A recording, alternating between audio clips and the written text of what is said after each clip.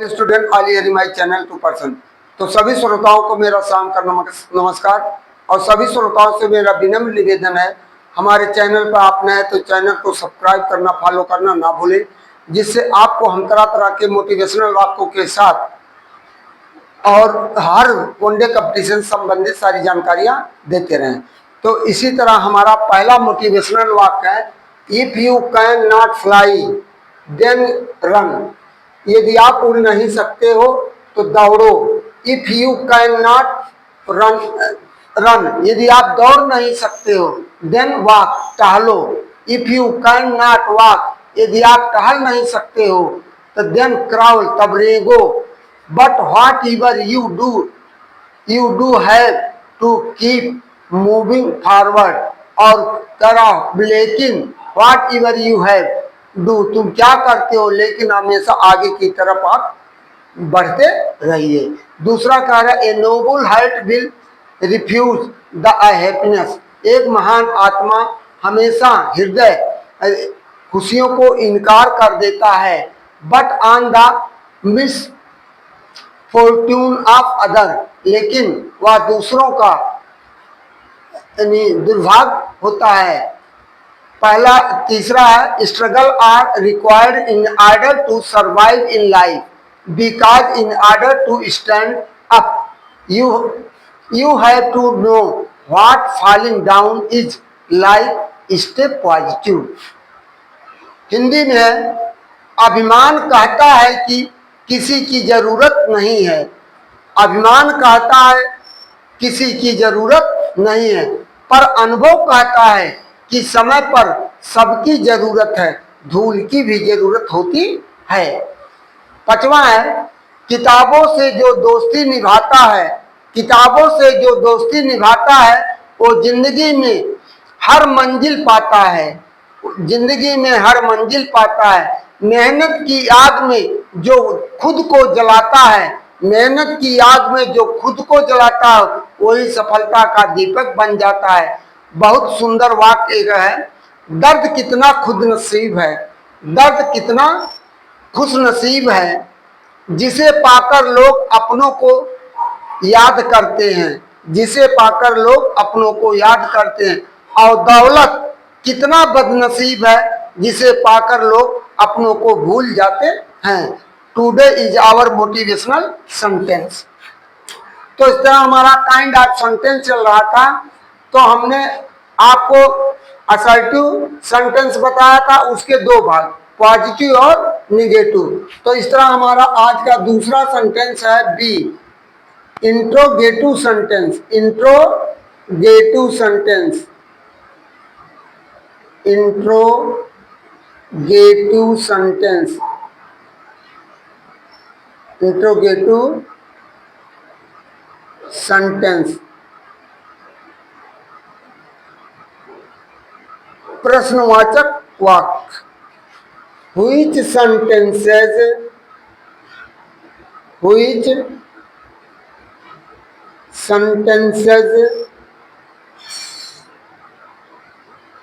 are used asking a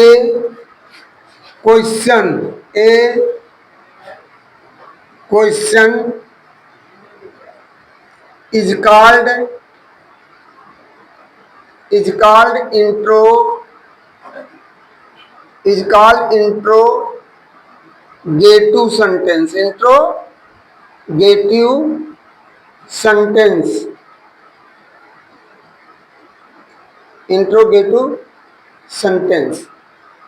तो interrogative sentence अपने वाक्य के अंत में या मार्क ऑफ इंट्रोगेशन लेकर आता है।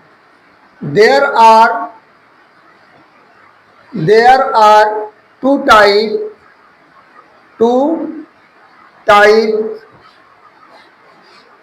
Interrogative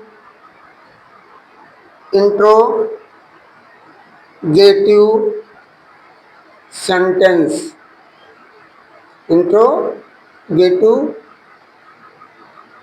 sentence. दो प्रकार के वाक्य होते हैं जिसमें हिंदी के वाक्य में क्या शब्द वाक्य के प्रारंभ में आता है? तो क्या, जिसको हम रिस्ट्रिक्टिव कहते हैं, जिसका उत्तर यस या नो टाइप में दिया जाता है। पहला तो हम करें यस या नो टाइप, यस या नो टाइप टाइप। तो इसका हम फार्मूला आपको सीधे लिख रहे हैं। Helping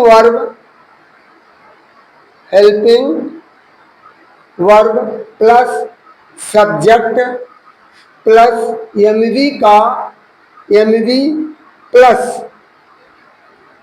plus O plus C plus mark of interrogation. अब देखिए इसमें दो तरह का कह रहा है, एक में आपका कार का होना पाया जाएगा, एक में कार का होना नहीं पाया जाएगा। जैसे क्या आप खुश हैं? Are you happy? Are you happy? Are you happy? क्या आप खुश हैं? यदि आप खुश होंगे तो कह देंगे यस, और नहीं तो नहीं। इसका उत्तर यस या ऑब्लिक नो में दिया जाता है। और फिर करा इज, दूसरा sentence, is your name Ravi? क्या तुम्हारा नाम रवि है? तो यदि आप चाहें तो चाहे यस लगाएं, और नहीं तो नो पर किसी को उत्तर दे सकते हैं। और तीसरा हम देख रहे अवकाश का होना, does she cook food? Does she cook food at evening?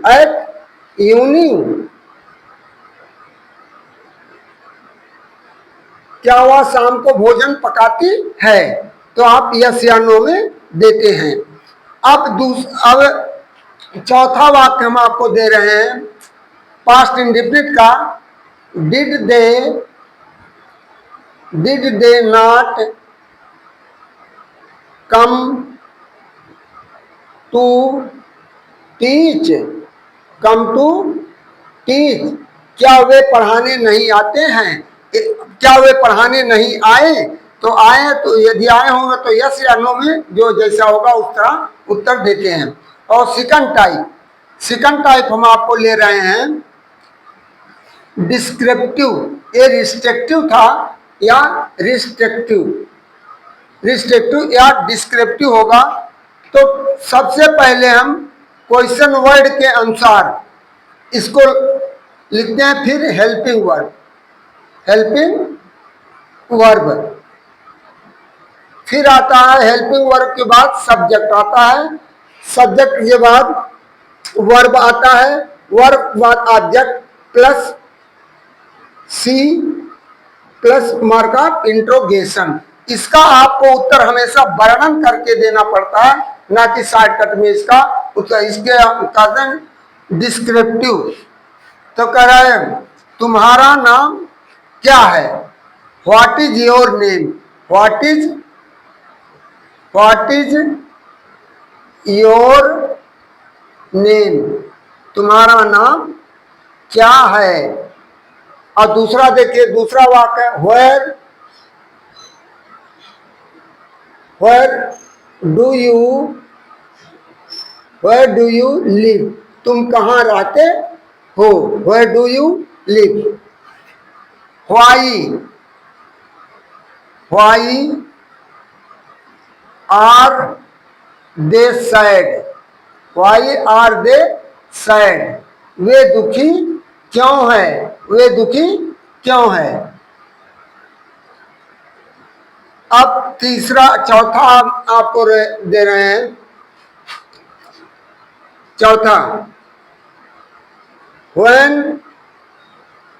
did he come to teach?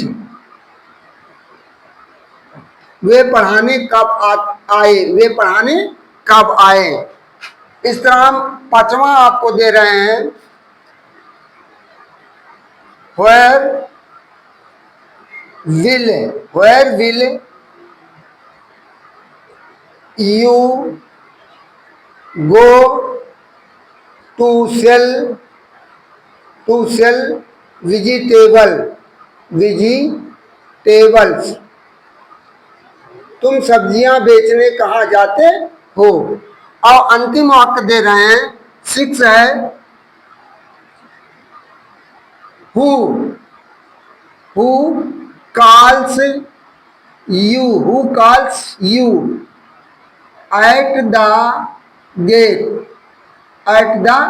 gate? तुम्हें दरवाजे पर कौन बुलाता है? तुम्हें दरवाजे पर कौन?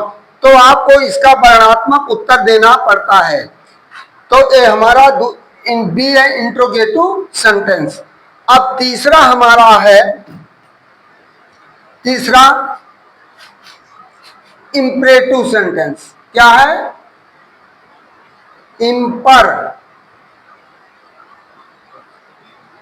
Imperative sentence. ये हमारा सी है, C imperative sentence. which sentence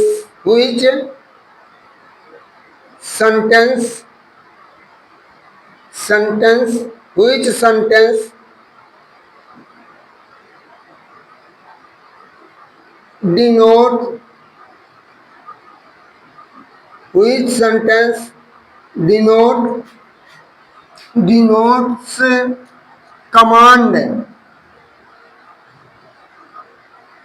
command, order,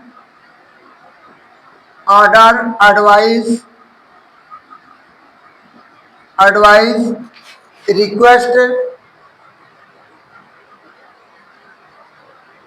request, suggestion,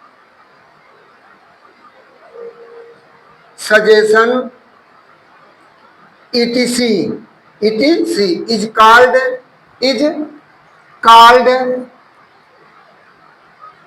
called imperative sentence. imperative sentence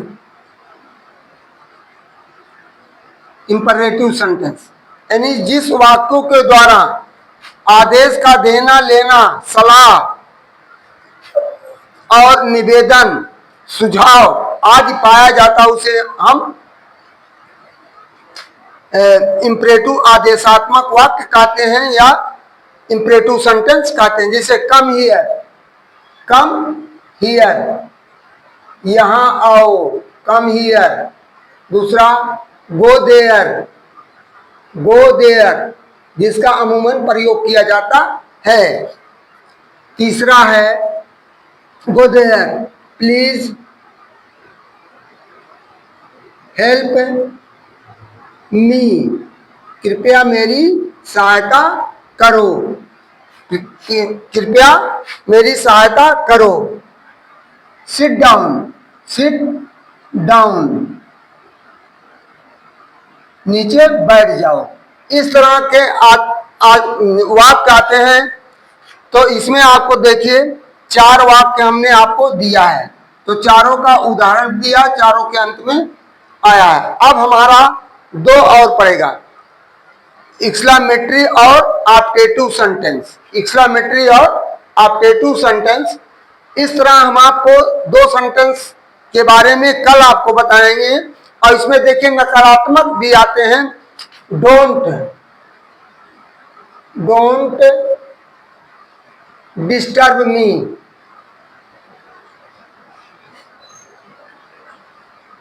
don't disturb me, मुझे परेशान मत करो।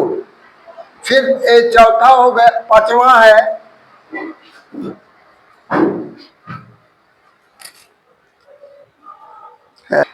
तो 5वां वाक्य हमारा है इंपरेटिव सेंटेंस का, डू नॉट डिस्टर्ब मी, मुझे परेशान मत करो। इस तरह हम 6वां वाक्य दे रहे हैं, लेट मी रीड, मुझे पढ़ने दो। तो इस तरह आपका इम्परेटिव सेंटेंस यहीं पर समाप्त होता है। तो दो सेंटेंस हमने आपको लिया है, इंट्रोगेटिव और इम्परेटिव सेंटेंस। हमारा अब दो सेंटेंस और बचेगा, हम आपको कल के वीडियो में काइंड ऑफ सेंटेंस बता करके समाप्त कर देंगे। तो इसके बाद हम पार्ट ऑफ सेंटेंस, यदि किसी के द्वारा आएगा तो पार्ट ऑफ सेंटेंस पढ़ाना शुरू कर देंगे। अदरवाइज हम आपको वनडे कंपटीशन से संबंधित शॉर्ट क्वेश्चन आंसर कल के बाद हम 28 सितंबर से हम देना शुरू कर देंगे।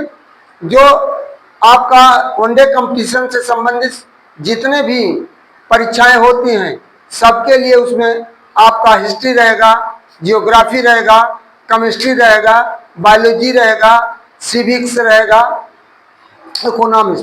तो मेरा सभी श्रोताओं से विनम्र निवेदन है, हमारे चैनल पर नए हैं तो चैनल को सब्सक्राइब करना, फॉलो करना ना भूलें।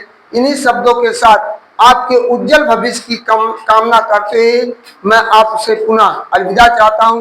गुड नाइट, थैंक यू, धन्यवाद।